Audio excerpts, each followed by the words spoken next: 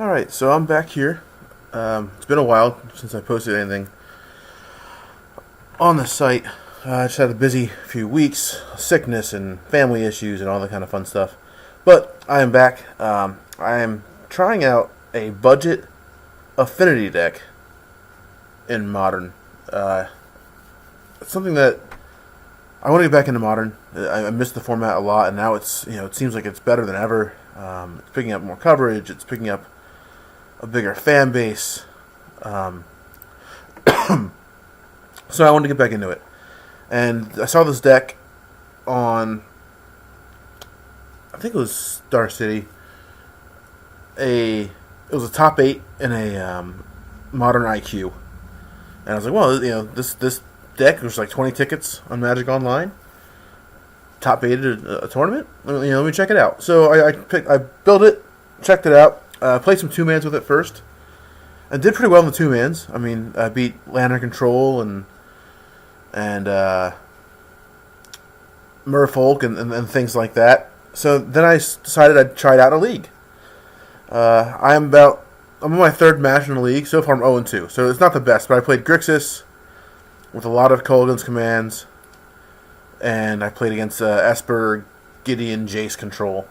So I'm hoping the next few matches in League will be a bit different matchups at least, so I at least try it out. I don't think this deck is a contender in the sense that it's amazing and it's a great bunch of deck you can just roll people over with.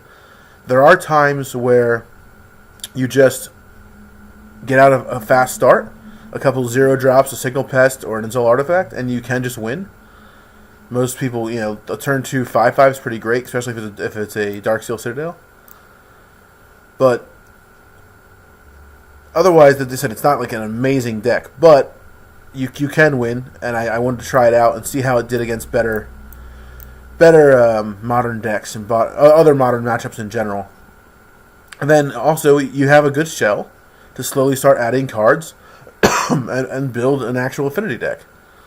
So you have that going for you as well.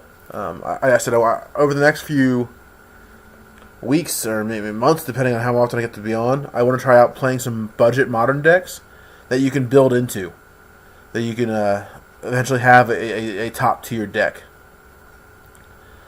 So I'll get in the deck briefly, and then I'll get to the matches. I don't want to waste too much of your time just looking at cards here, so we'll get to a match. But the main differences here, the land base, as you can see, is the biggest difference. You have just the artifact lands. You have Inventor's Fair, which is good and it's been okay. I mean, one of it isn't amazing, but it's a legendary land. It allows you to search for a plating or even an etched champion to kind of finish the game off, which is not bad. And the gaining 1 life each upkeep, it isn't fruitless. I mean, it does help. So it's not a bad card. We have 4 basics, which is I think the highest ever for an Affinity list. Usually they have like 1 mountain or 1 island or something like that. But we have 3 mountains and 1 island. And we have Shivan Reef. So mostly your spells are blue and red. So you want blue and red mana. And then you have the Spire of Industry. I don't know, unless it was just price wise, why this would be run over Glimmer or Glimmer Void, I think it is. I mean, they do different things. That this doesn't die when you run other artifacts, which is nice, but it's also another pain land. So, I guess it's a matter of choice or preference. But for now, this is what I have in the deck. This might be the first upgrade to make the Glimmer Voids, and then maybe adding Blink Moths or even Ink Moth Nexus to the deck. I think this deck with Ink Moth Nexus could be sweet as well.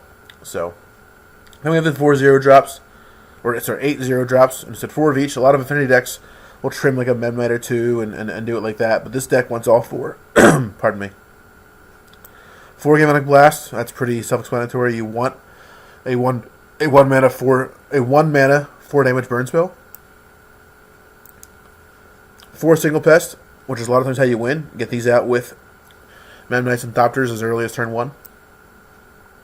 The drums help with mana fixing. Another artifact. Now, Soul Artifact is another way how you can win. And the turn 2 5/5, especially if it's a 5/5 flyer or a 5/5 indestructible, is a great way to get the game rolling in your favor. I've won games just suiting up an Ornithopter or a Darksteel Citadel and just cruising in for the win.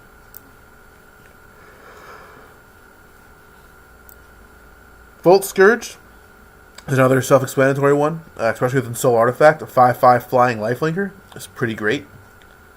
You just have to be careful against decks that, like with Kulgan's command, it really stinks, but you kind of deal with that. Now, Shrapnel Blast is another one. 2 mana for 5 damage is pretty sweet. Sacking the artifact, not a huge cost. We have a lot of artifacts.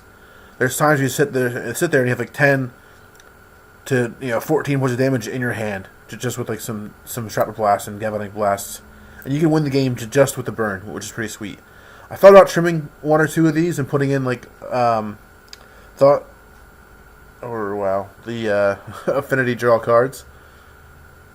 Thoughtcast, sorry. But we'll see. I don't know if that's worth it or not. I kind of like the burn package right now. 4 Cranial Plating. And then here's another interesting one. It's Chief of the Foundry. Now, it's basically a 3-mana Lord for your guys. that can come down maybe turn 2, I guess, with lands and Springleaf Drum. So, and being an X3 is that he dies to Bolt, yeah, but he is a good way to pump your team for the extra points of damage and kind of get the win. You can win this deck by turn 3, turn 4. So, and then Edge Champion is also self-explanatory.